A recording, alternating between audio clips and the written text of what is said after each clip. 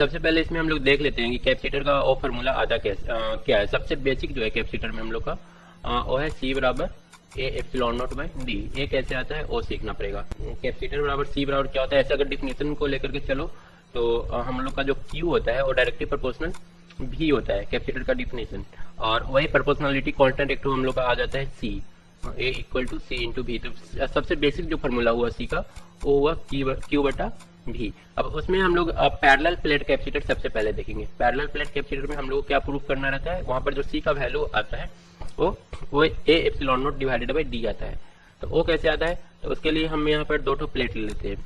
ये मान लो हमारा दो प्लेट है कैपेसिटर का, तो यहाँ पर पॉजिटिव चार्ज दिया हुआ है और इस प्लेट पर मान लेते हैं निगेटिव चार्ज है।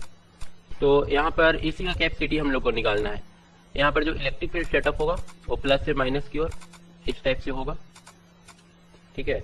अब यहाँ पर अगर हम लोग फार्मूला पर जाएंगे तो हम लोग को C निकालना है। C बराबर होता है Q बटा V। तो Q बटा V तक पहुंचने के लिए Q तो मान लो कि ठीक है, यहाँ पर पॉजिटिव चार्ज Q दे रखे हैं और इधर उतना ही निगेटिव चार्ज माइनस Q है। हम लोग को निकालना होगा V, और V का फार्मूला क्या होता है, V बराबर होता है E इंटू D, ठीक है। तो सबसे पहले हम लोग को इलेक्ट्रिक फील्ड निकालना पड़ेगा। इस प्लेट के बीच हम इलेक्ट्रिक फील्ड निकाल लेते हैं, इलेक्ट्रिक फील्ड का वैल्यू कितना होगा। तो यहाँ पर अगर इलेक्ट्रिक फील्ड निकालेंगे तो E बराबर प्लेट के अंदर में इलेक्ट्रिक फील्ड हम लोग पढ़ लेते हैं सिग्मा बटा एप्सिलॉन नॉट होता है, ठीक है। किसी प्लेट की वजह से जो इलेक्ट्रिक फील्ड होता है वो सिग्मा बाई 2 एप्सिलॉन नॉट होता है। तो यहाँ पर 2 एप्सिलॉन नॉट दो बार होगा, क्योंकि एक पॉजिटिव प्लेट की वजह से इस डायरेक्शन में और फिर निगेटिव प्लेट की वजह से उसकी वजह से भी इधर ही होगा। तो दोनों इलेक्ट्रिक फील्ड ऐड हो जाएगा, तो सिग्मा बटा 2 एप्सिलॉन नॉट प्लस सिग्मा बटा 2 एप्सिलॉन नॉट। तो एक कुल मिलाकर के हम लोग का बन जाएगा सिग्मा बटा एप्सिलॉन नॉट, हाफ हाफ मिलकर के एक फुल हो गया। तो ये हम लोग का इलेक्ट्रिक फील्ड आया। इसको हम लोग और भी लिख सकते हैं, क्योंकि हम लोग को एरिया के टर्म में आंसर लिखना है। तो सिग्मा बराबर हम लोग जानते हैं चार्ज बटा एरिया होता है, तो ए आ जाएगा Q बटा ए इंटू एप्सिलॉन नॉट। तो ये हम लोग का E का वैल्यू हो गया। अब यहाँ से अगर हम लोग V निकाल लेंगे तो V हम लोग का हो जाएगा उसमें D से मल्टीप्लाई करना पड़ेगा, QD बटा ए एप्सिलॉन नॉट। तो ए भी हम लोग का निकल गया।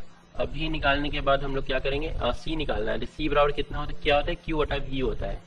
तो पहले V बटा Q कर लो, Q को नीचे लेकर के आ गए तो A आ गया D बटा ए एप्सिलॉन नॉट, और इसी को अगर उल्टा कर लो Q बटा V, तो A हमारा हो जाएगा A epsilon not by D, जो कि C के बराबर होता है।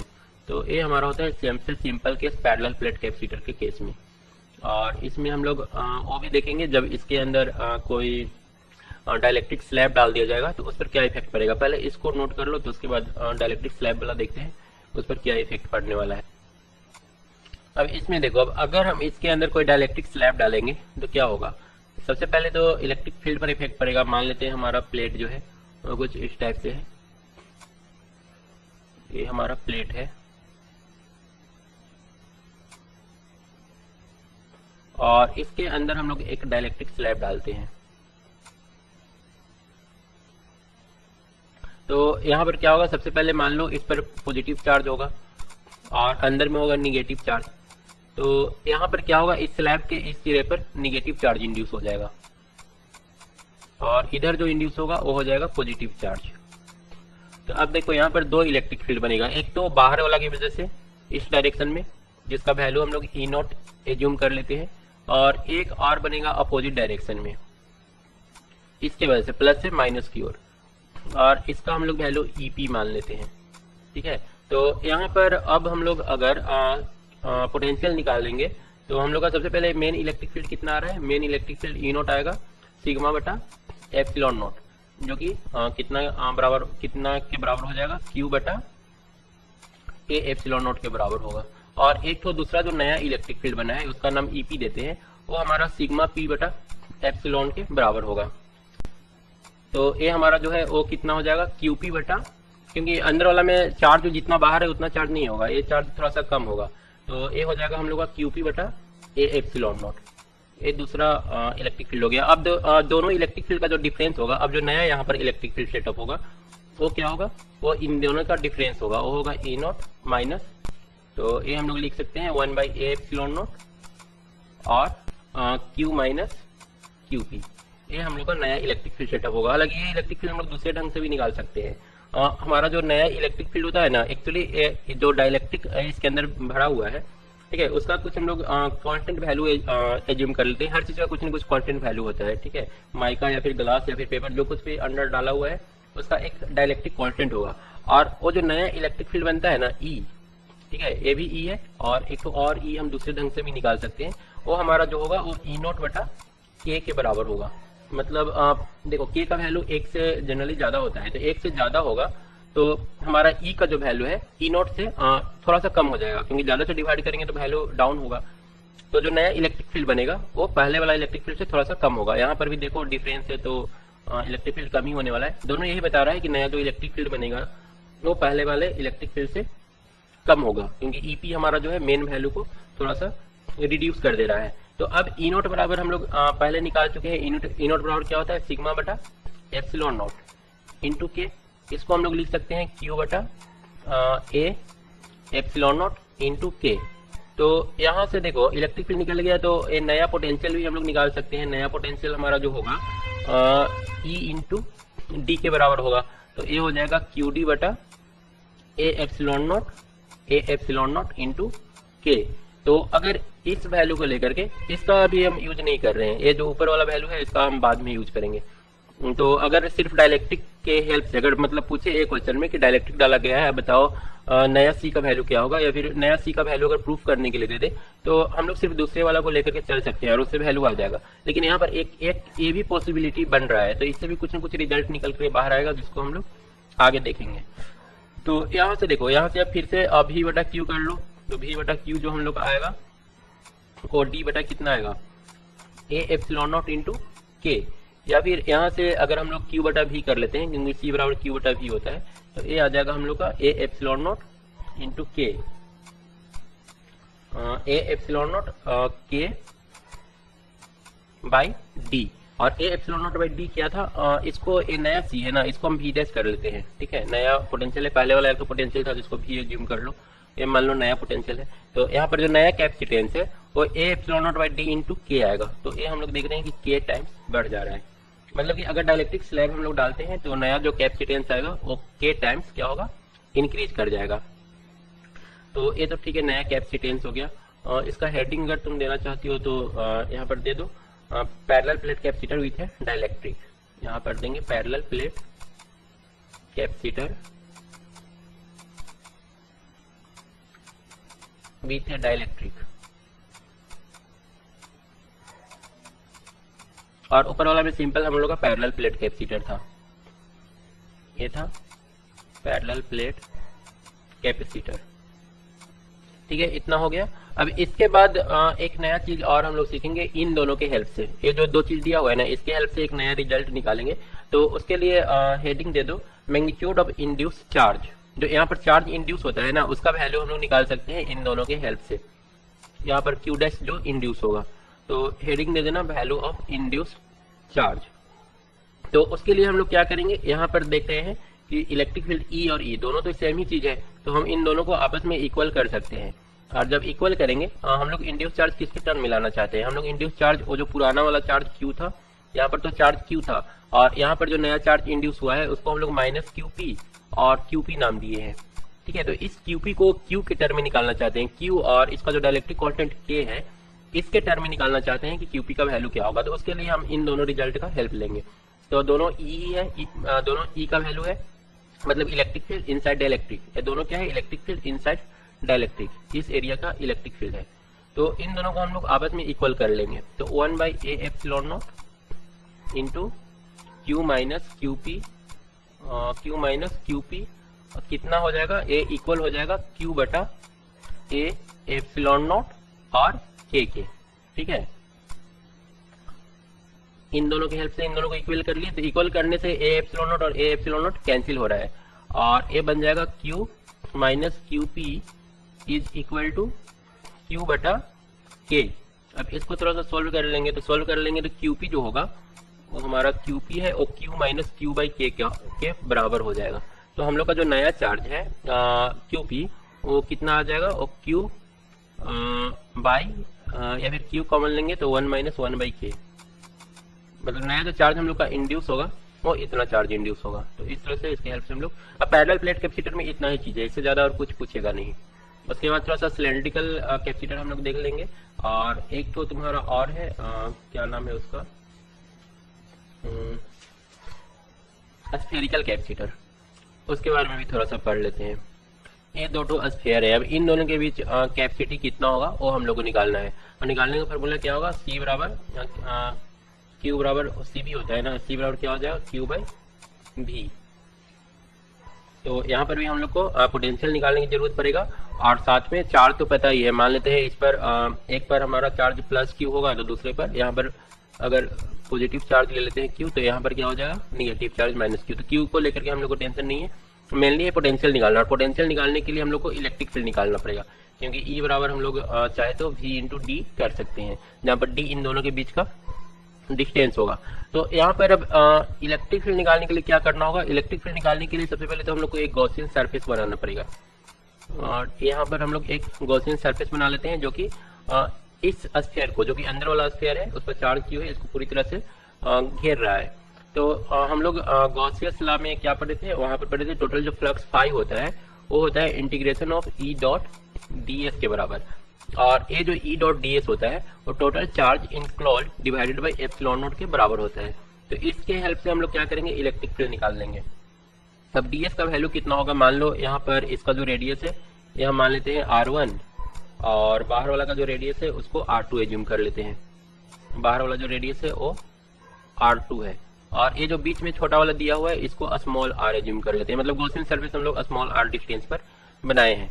तो यहाँ पर इलेक्ट्रिक फील्ड तो ई ही रहेगा, और ये हो जाएगा इंटीग्रेशन ऑफ ds, मतलब कि इसका जो एरिया होगा, जो हम लोग गॉसियन सरफेस बनाए हैं उसका एरिया 4πr² हो जाएगा।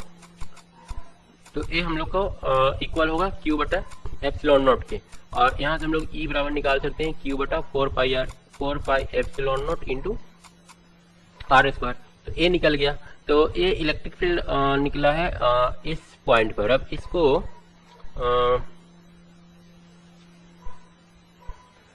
पोटेंशियल निकालने के लिए हम लोग क्या करेंगे, V is equal to V बराबर हम लोग कर लेंगे integration of E dot d, ठीक है, V बराबर integration of E dot d, और हालांकि यहाँ पर एक माइनस साइन भी होता है, अगर साइन को कंसीडर करेंगे तो यहाँ पर एक निगेटिव साइन भी आएगा। V बराबर minus of E into D are होता है, डी आर या फिर D अगर एज्यूम करके रखे हैं इसको तो ये D हो जाएगा, डी आर ही ले लेते हैं क्योंकि R ही हम लोग एज्यूम किए हैं। तो इसको हम लोग को कहाँ से कहाँ तक इंटीग्रेट करना पड़ेगा, ये हम लोग को करना पड़ेगा R1 से लेकर के R2 तक, तब पूरा पोटेंशियल यहाँ से लेकर के, मतलब पहला स्फीयर से लेकर के दूसरा स्फीयर तक का टोटल जो पोटेंशियल है वो निकल जाएगा। तो यहाँ पर हम लोग क्या करते हैं, इलेक्ट्रिक फील्ड का वैल्यू अगर पुट करते हैं, यहाँ पर आ जाएगा माइनस ऑफ क्यू बटा 4π epsilon naught into r² into D R, और ये हम लोग का रहेगा R1 से लेकर के R2 तक, और इसका इंटीग्रेशन करेंगे तो क्यू बटा 4π एप्सिलॉन नॉट R के पावर कितना हो जाएगा, यहाँ पर एक माइनस साइन R1 से R2 और R के पावर -2 dr। तो यहाँ से मिलेगा माइनस क्यू बटा 4π एप्सिलॉन नॉट, और इंटीग्रेशन ऑफ यहाँ पर इसका इंटीग्रेशन कितना हो जाएगा, R के पावर -2 + 1 बटा -2 + 1 R1 से R2।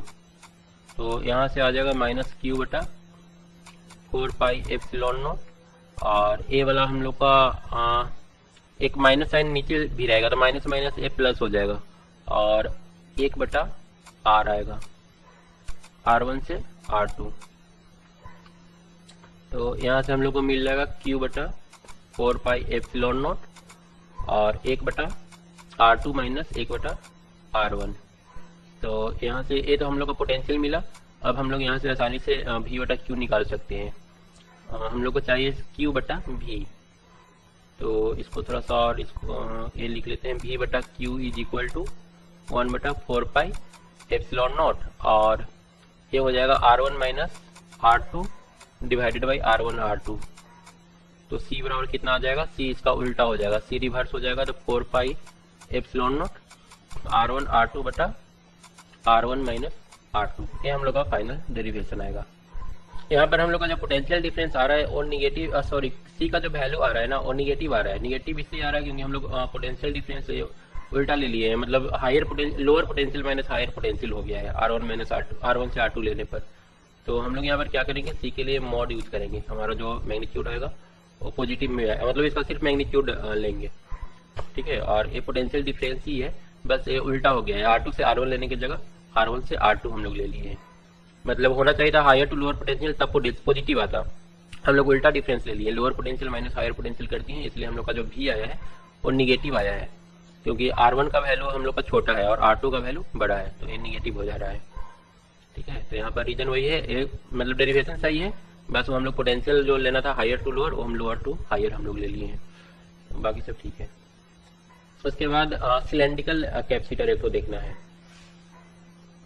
इसके बाद स्फेरिकल हो गया, सिलेंड्रिकल में भी सेम हम लोग को करना है, तो देख लेते हैं। यहाँ पर भी हम लोग क्या होगा, अंदर वाला पर मान लेते हैं पॉजिटिव चार्ज है और बाहर वाला पर निगेटिव चार्ज है। तो सबसे पहले तो एक गॉसियन सरफेस बनाना पड़ेगा, क्योंकि बीच में हमको इलेक्ट्रिक फील्ड निकालना है, इलेक्ट्रिक फील्ड निकालने के बाद पोटेंशियल तक पहुंच पाएंगे।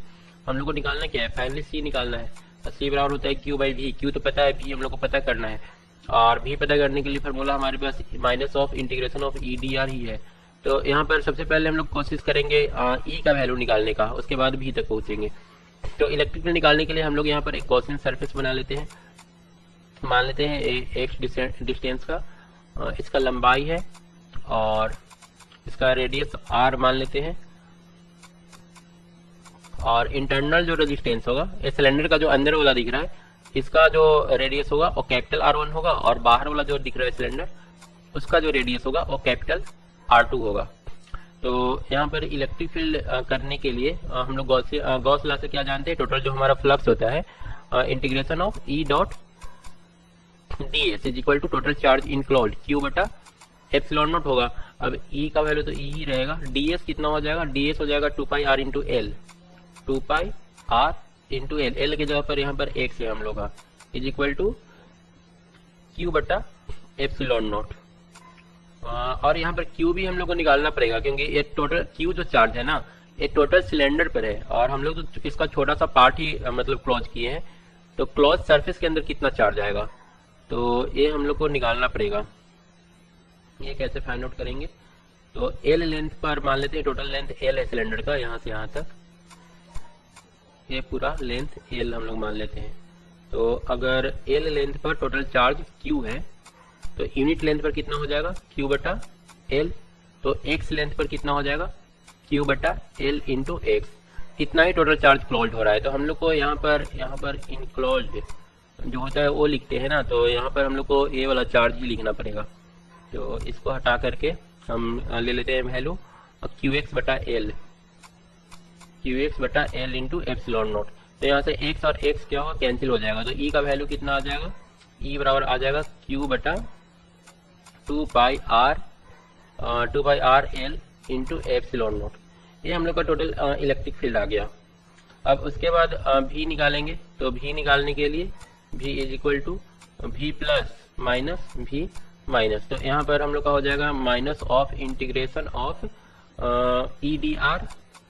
EdR, और इसको हम लोग इंटीग्रेट कर देंगे R2 से लेकर के R1 तक। तो यहाँ पर हम लोग को मिल जाएगा माइनस ऑफ R2 से R1, और E की जगह पर कितना लेना है, Q बटा 2 पाई RL into epsilon naught into DR।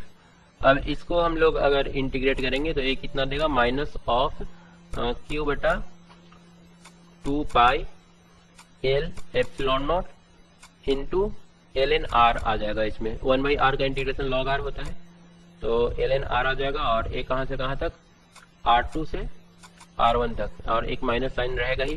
तो यहाँ से हम लोग को मिलेगा Q बटा 2 पाई L epsilon not log R1 minus R2, ln R1 minus ln R2, और एक माइनस साइन यहाँ पर है, तो माइनस साइन अंदर जाएगा तो ये ln R2 minus ln R1 हो जाएगा।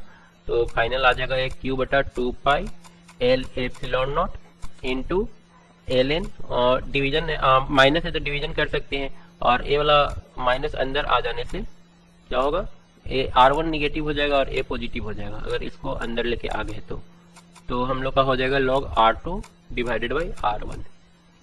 तो ये हमारा आ गया V का वैल्यू। अब यहाँ से अगर हम लोग क्यू बटा वी निकाल लें, या फिर पहले वी बटा क्यू निकाल लेते हैं। तो ये आ जाएगा ln R2 बटा R1 और divided by 2 pi L epsilon note. तो C बराबर कितना आ जाएगा 2 पाई L epsilon note divided by ln R2 by R1। ये हम लोग का फाइनल C का वैल्यू आ जाएगा। हो गया। उसके बाद अब हम लोग को कम्बिनेशन ऑफ कैपेसिटर देखना है, सीरीज कम्बिनेशन और पैरेलल कम्बिनेशन। जो सबसे पहले देख लेते हैं सीरीज कम्बिनेशन। सीरीज कम्बिनेशन के केस में क्या होगा, अगर हम लोग यहाँ पर टोटल पोटेंशियल ले, मान लेते हैं पोटेंशियल V है, तो V हमारा एक कैपेसिटेंस C1 हो जाएगा, एक C2 हो जाएगा, एक C3 हो जाएगा। और सीरीज में जो चार्ज होता है वो सब में इक्वल होता है, तो चार्ज तो सब में इक्वल ही रहेगा। और पोटेंशियल इसका जो होगा वो V1 होगा, इसका पोटेंशियल V2 होगा, और इसका जो पोटेंशियल होगा वो V3 होगा। और V जो टोटल होगा वो V1 plus V2 plus V3 के बराबर होगा। V बराबर हम लोग क्या जानते हैं, V बराबर होता है Q बराबर CV होता है ना, CV। तो V बराबर हो जाएगा Q बाई C। तो Q बाई C इक्विवेलेंट, क्योंकि ये टोटल वोल्टेज है तो टोटल चार्ज बटा टोटल कैपेसिटेंस हम लोग कर सकते हैं। और ये हो जाएगा Q बटा C1, क्योंकि चार्ज तो सब में इक्वल ही है। Q बटा C1 प्लस Q बटा C2 प्लस Q बटा C3। तो Q कैंसिल हो जाएगा और हम लोग का आ जाएगा 1 by C equivalent is equal to 1 by C1 plus 1 by C2 plus 1 by C3। ये हम लोग का टोटल सीरीज में आता है। उसके बाद पैरेलल में निकाल लेते हैं। पैरेलल में हम लोग का क्या इक्वल होगा, वोल्टेज इक्वल रहेगा और चार्ज बढ़ जाएगा। यहाँ पर टोटल वोल्टेज भी अप्लाई किया गया है और यहाँ पर टोटल चार्ज Q होगा, लेकिन इधर जाकर के Q 3 पार्ट में डिवाइड हो जाएगा। यहाँ पर Q1, ये हो जाएगा Q2 और ये हो जाएगा Q3। पोटेंशियल सबका सेम रहने वाला है। तो हम लोग यहाँ पर क्या करेंगे, Q बराबर लिख सकते हैं Q1 plus Q2 plus Q3। और यहाँ पर चार कैपेसिटेंस मान लो इसका C1 है, C2 है और एक कितना हो जाएगा C3 हो जाएगा। तो यहाँ पर Q बराबर हम लोग लिख सकते हैं C बटा V, नहीं Q बराबर CV, C इक्विवेलेंट है total into V is equal to Q1 बराबर C1 इंटू V1, और V1 तो V ही रहेगा, plus C2 into V plus C3 into V, क्योंकि V सबके सेम रहने वाला है। तो C इक्विवेलेंट कितना हो गया, V कैंसिल होकर के C1 plus C2 plus C3 के बराबर। अब उसके बाद हम लोग देखेंगे force between parallel plate capacitor. तो अगर दो प्लेट दिया हुआ है, मान लेते हैं दो ठो पैरेलल प्लेट कैपेसिटर है, इस पर चार्ज क्या होगा, प्लस Q होगा इधर और इस तरफ माइनस Q होगा। तो इसकी वजह से यहाँ पर इलेक्ट्रिक फील्ड होगा, और हम लोग जानते हैं कि इलेक्ट्रिक फील्ड में अगर किसी दूसरा चार्ज को रखा जाए तो उस पर क्या लगता है, फोर्स लगता है। तो इस प्लेट पर कितना फोर्स लगेगा उसको पता करने के लिए सबसे पहले यहाँ पर इलेक्ट्रिक फील्ड कितना है वो पता करना पड़ेगा। तो इलेक्ट्रिक फील्ड E बराबर हम लोग क्या जानते हैं, प्लेट के लिए जो E का वैल्यू होता है वो सिग्मा बटा 2 एप्सिलॉन नोट होता है। इतना यहाँ पर इलेक्ट्रिक फील्ड होगा। और जब फोर्स हम लोग निकालेंगे तो फोर्स बराबर हम लोग जानते हैं Q इंटू ई। सिग्मा बटा एप्सिलॉन नोट को अगर चार्ज के फॉर्म में लिखना है तो एक Q बटा कितना हो जाएगा 2A एप्सिलॉन नोट, और फोर्स हो जाएगा माइनस Q इंटू ई, क्योंकि दूसरा जो प्लेट है उस पर माइनस Q चार्ज है। तो ये आ जाएगा माइनस Q स्क्वायर बटा 2A एप्सिलॉन नोट। ये हम लोग का टोटल फोर्स हो जाएगा। ये अट्रैक्ट करेगा, क्योंकि इलेक्ट्रिक फील्ड जब इलेक्ट्रिक फील्ड नेगेटिव चार्ज आता है तो इलेक्ट्रिक फील्ड के डायरेक्शन के अपोजिट डायरेक्शन में भागता है। अरे sign the equivalent capacitance between the point A and B। ये पांचवा कैपेसिटर है, और उसके बाद हम लोग का ये जो पॉइंट है ना A है और ये वाला पॉइंट है B, और इसके बीच जो पोटेंशियल डिफरेंस है मान लेंगे वहां पर V वोल्टेज सप्लाई किया गया है। तो हम लोग को निकालना है टोटल C इक्विवेलेंट कितना होगा। तो यहाँ पर देखो थोड़ा सा दिक्कत होगा निकालने में, क्योंकि यहाँ पर ना तो कुछ सीरीज में दिख रहा है ढंग से और ना ही पैरेलल में है। सीरीज पैरेलल सोच करके अगर इसको सोल्व करेंगे तो ये सोल्व होगा नहीं। तो ये हम लोगों को कुछ दूसरे तरीके से सोल्व करना पड़ता है, तो इसलिए हम एक को बता देते हैं। बाकी सीरीज पैरेलल में तो बन ही जाएगा मैक्सिमम। अगर इस टाइप का आता है तो इसको कैसे सोल्व करेंगे। तो यहाँ पर सबसे पहले हम लोग को चार्ज को डिस्ट्रीब्यूट करना पड़ेगा। यहाँ पर हम लोग को करना क्या होगा, C इक्विवेलेंट कितना होगा, C बराबर Q बटा V, टोटल चार्ज बटा टोटल पोटेंशियल, वही हम लोग का C इक्विवेलेंट आएगा। तो एक कैसे है ये रेशियो हम लोग निकालें। तो मान लेते हैं यहाँ पर टोटल चार्ज प्लस Q इधर से जा रहा होगा, ठीक है, एक तरफ पॉजिटिव टर्मिनल होगा जहाँ से प्लस क्यू चार्ज जुटा हुआ है, इधर निगेटिव टर्मिनल होगा, यहाँ पर टोटल चार्ज माइनस क्यू होगा। तो ये जो प्लस क्यू है, इस प्लस क्यू का कुछ पार्ट तो यहाँ पर चलाएगा, मान लेते हैं यहाँ पर Q1 आ गया होगा, तो यहाँ पर कितना आ जाएगा माइनस Q1, ठीक है, माइनस Q1 इंड्यूस हो जाएगा। अब Q में से Q1 इस प्लेट पर चलाया है, तो इस प्लेट पर कितना बच गया, Q माइनस Q1, ठीक है। Q में से Q ऊपर वाला प्लेट पर चला गया, Q में से Q1 ऊपर प्लेट पर चला गया, तो नीचे वाला प्लेट पर कितना बच जाएगा, Q माइनस Q1 बच जाएगा। तो जब एक Q माइनस Q1 है तो यहाँ पर अपोजिट प्लेट पर अपोजिट साइन के साथ ही आएगा minus of Q minus Q1। तो ये तो हो गया लेफ्ट साइड में। अब राइट साइड वाला देखते हैं। राइट साइड वाला में मान लेते हैं कि यहाँ पर टोटल चार्ज माइनस Q1 आया होगा। तो अगर ये माइनस Q1 आया है तो यहाँ पर कितना आ जाएगा, माइनस Q टोटल चार्ज था, टोटल चार्ज में से माइनस Q1 चार्ज हट जाएगा। तो एक कुल मिलाकर के आने वाला है कितना, माइनस अगर कॉमन ले लेंगे तो Q माइनस Q1 इतना आ जाएगा ऊपर वाला प्लेट पर, और minus of Q minus Q1। तो इधर वाला प्लेट पर कितना आ जाएगा, इधर वाला प्लेट पर आ जाएगा हम लोग का प्लस Q माइनस Q1। उसी तरह से इधर माइनस Q1 है तो इस प्लेट पर कितना आएगा, इस प्लेट पर आ जाएगा Q1, ठीक है। तो अभी तो ये 4 प्लेट का हो गया। अब ये बीच वाला जो प्लेट बचा हुआ है इस पर कितना चार्ज आएगा, तो इस प्लेट पर चार्ज निकालने के लिए हम लोग यहाँ पर इसको एक तो लूप लेते हैं, और एक लूप अगर लेंगे तो ये जो गोल घेरा में जितना सारा प्लेट है इस प्लेट पर टोटल चार्ज का जो सम आएगा वो 0 आएगा, ठीक है। तो यहाँ पर अगर हम लोग स्मॉल q एज्यूम कर ले तो इस स्मॉल q का वैल्यू कितना आएगा वो हम लोग निकाल सकते हैं, स्मॉल q माइनस Q1, क्योंकि सारा चार्ज को ऐड करेंगे, plus q minus Q1 equal to 0। सबका जो सम है वो 0 के बराबर होना चाहिए। तो q का वैल्यू कितना आएगा, 2Q1 और माइनस q, तो 2Q1 माइनस q आ जाएगा ऊपर वाला प्लेट पर, इस पर, और नीचे वाला प्लेट पर फिर इसके अपोजिट माइनस q। तो अभी तक सारा प्लेट पर जो चार्ज आ सकता था वो सारा चार्ज हम लोग कंसीडर कर लिए। अब हम लोग को निकालना है वैल्यू q बटा v का। तो अगर हम लोग भी ए बी ले लेंगे तो भी ए बी का वैल्यू कितना आएगा, भी ए बी इक्वल टू लिख सकते हैं भी ए माइनस भी बी, और भी ए माइनस भी बी किसके बराबर होगा, भी ए माइनस ए वाला पॉइंट डी ले लेते हैं, यहाँ पर एक तो पॉइंट ले लेते हैं, इसका नाम डी रख देते हैं, और नीचे एक तो पॉइंट ले लेते हैं, इसका नाम ई रख देते हैं। तो ए लिख सकते हैं भी ए माइनस भी बी इक्वल टू भी ए माइनस भी डी और प्लस, ठीक है, ये जो पहला कैपेसिटर है उस कैपेसिटर के अक्रॉस टोटल पोटेंशियल, और प्लस इस कैपेसिटर के अक्रॉस टोटल पोटेंशियल, प्लस कितना करेंगे भी ए माइनस भी डी, और प्लस में हो जाएगा भी डी माइनस भी बी,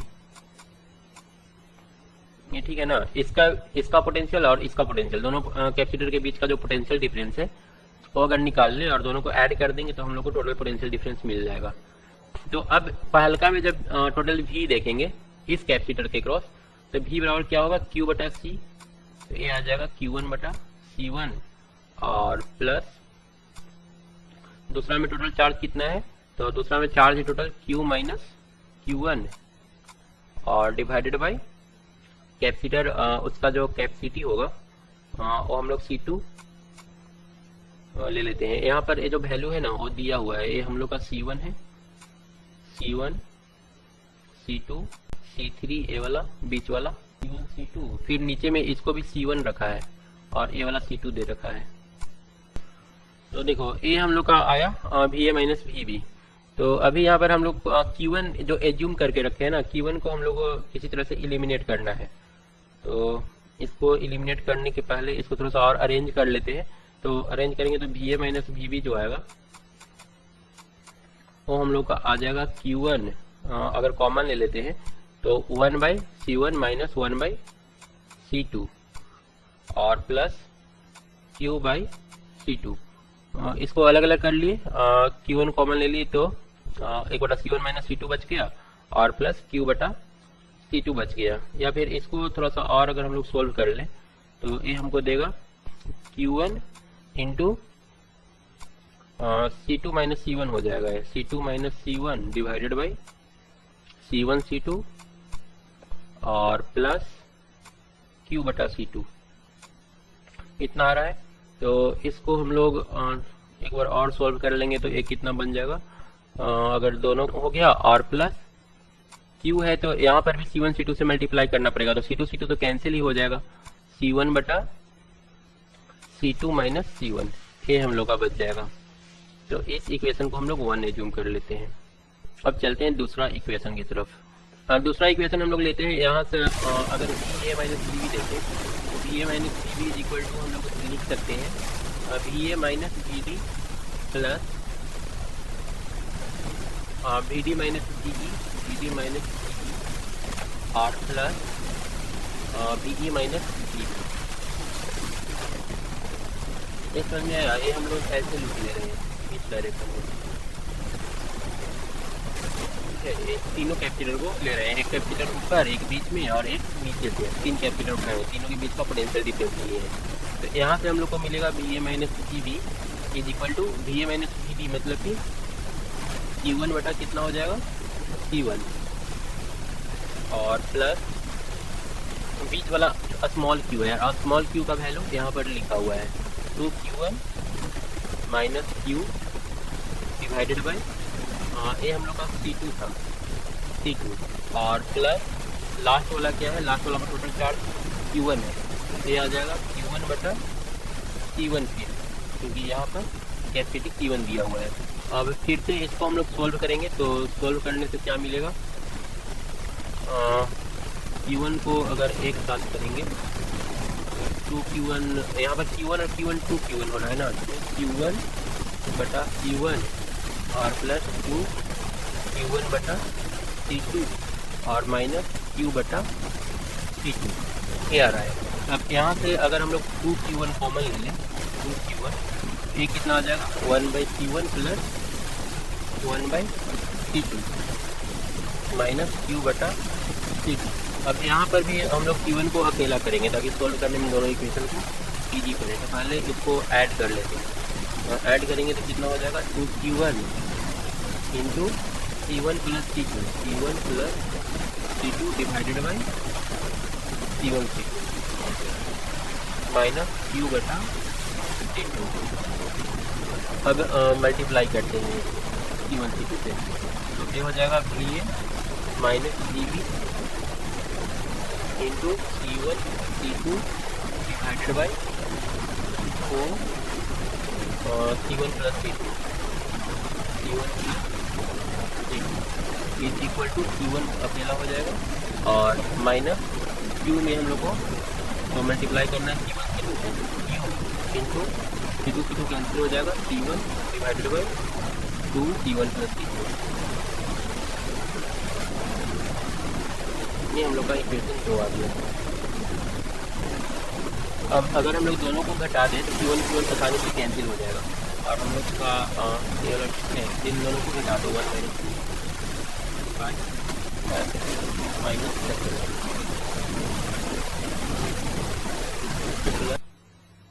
देखना, इसमें थोड़ा प्रोसेस तो ज़्यादा टफ नहीं है पर कैलकुलेशन इसमें बहुत ज़्यादा हो रहा है, तो कोई दिक्कत नहीं है। अगर मान लो कि नंबर लिखा हुआ रहेगा तो इतना ज़्यादा नहीं आएगा, हम लोग का नंबर नहीं है C1 C2 के टर्म में, इसलिए थोड़ा ज़्यादा करना पड़ रहा है।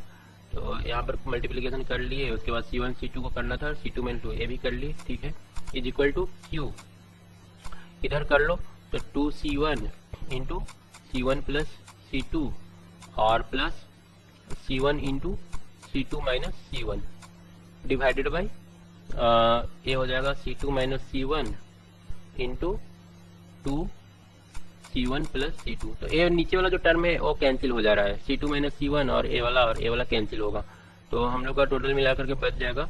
हम लोग को निकालना था क्या था, C निकालना था, C बराबर होता है Q बटा VA माइनस VB, तो Q बटा A करना है तो A वाला ऊपर में रहेगा, तो C1 plus C2 into C1 C2 minus C1 C2 C2 minus C1 divided by नीचे क्या रहेगा,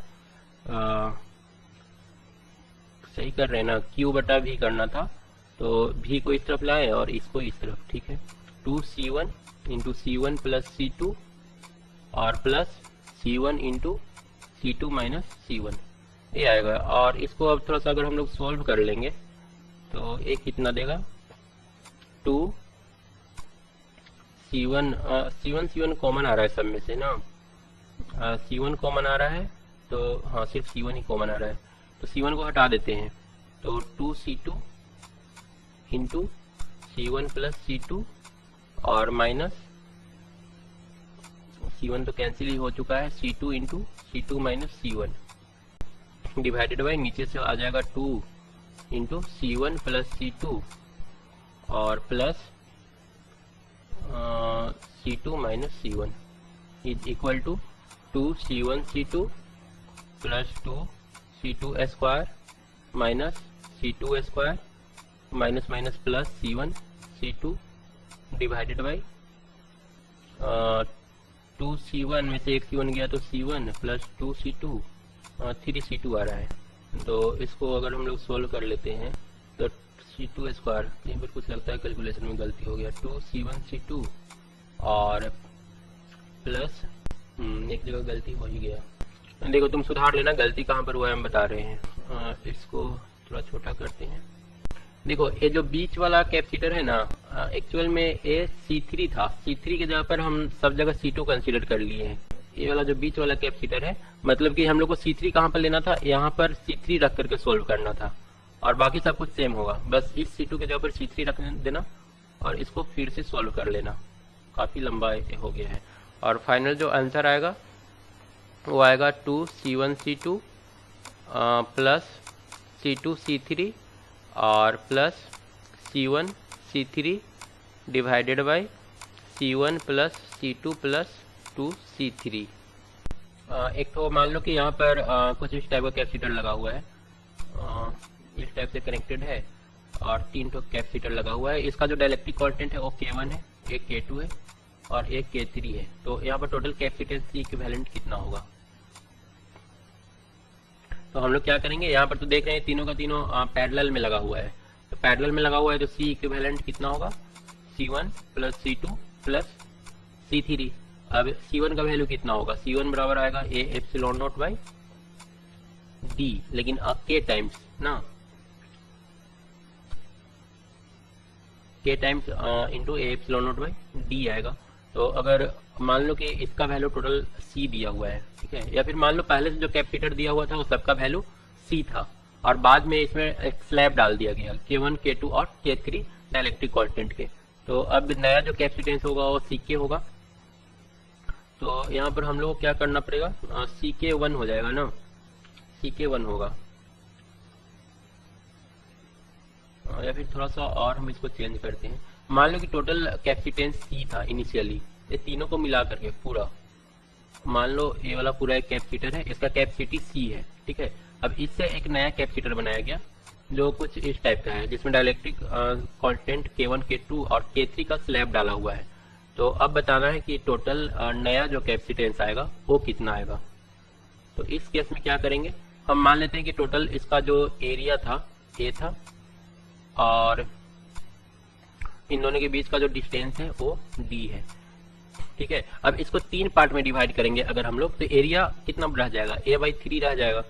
तो यहाँ पर हम लोग को जब C1 निकालेंगे तो C1 बराबर कितना आ जाएगा, A एप्सिलॉन नॉट बटा D, लेकिन A की जगह A/3 यूज करेंगे क्योंकि 1/3 हो गया है एरिया, ठीक है। K1 के लिए करेंगे तो एरिया A/3 लेना पड़ेगा और इसके अंदर एक तो डाइलेक्ट्रिक कांस्टेंट K1 डाला हुआ है, तो उसके लिए इसमें K1 टाइम जो इसका कैपेसिटी है वो इंक्रीज कर जाएगा। तो ये हम लोग का जो नया वैल्यू आ रहा है वो कितना आ रहा है, K1 C/3, ठीक है। उसी तरह से C2 निकालेंगे तो एक K2 C/3 आएगा और C3 निकालेंगे तो K3 C/3 आएगा। अब बस इन तीनों को ऐड कर देंगे, वो हम लोग का नया कैपेसिटेंस होगा। तो नया कैपेसिटेंस हो जाएगा K1 plus K2 plus K3 और इंटू C/3, ठीक है ना। क्वेश्चन को समझ लेना, इनिशियली एक बड़ा सा कैपेसिटर था, उसका कैपेसिटी C था, बाद में इसको 3 इक्वल पार्ट में डिवाइड किया गया और उसके बाद उसके अंदर डाइलेक्ट्रिक स्लैब डाल दिया गया। जिसका डायलेक्ट्रिक कांस्टेंट K1, K2 और K3 था। तो अब नया कैपेसिटेंस हम लोग से पूछा था क्या होगा। एक तो और है वो देख लेते हैं थोड़ा। एक तो इस टाइप का क्वेश्चन रहता है कॉमनली। यहाँ पर कैपेसिटर दे देगा जिसमें बहुत सारा कैपेसिटर लगा हुआ है। ये मान लो C है, उसके बाद ABC है, फिर ABC है और ये इनफिनाइट तक जाएगा।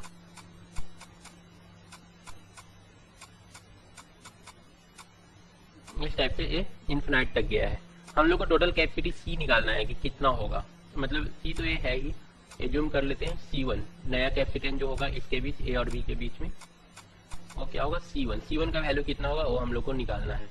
तो इसको हम अगर C1 एज्यूम कर रहे हैं टोटल को, तो अगर यहाँ से इसको कट भी कर दो तो क्या रहेगा, C1 ही रहेगा, क्योंकि ये इनफिनाइट तक है। उसमें से अगर एक पोर्शन हटा देते हैं तो कोई फर्क पड़ेगा नहीं, ये हम लोग का C1 ही रहेगा। तो नया हम अगर बनाएंगे इसका डायग्राम तो ये कुछ इस टाइप से बनेगा, C फिर यहाँ पर C और इसमें यहाँ पर जो जुटा हुआ है वो C1,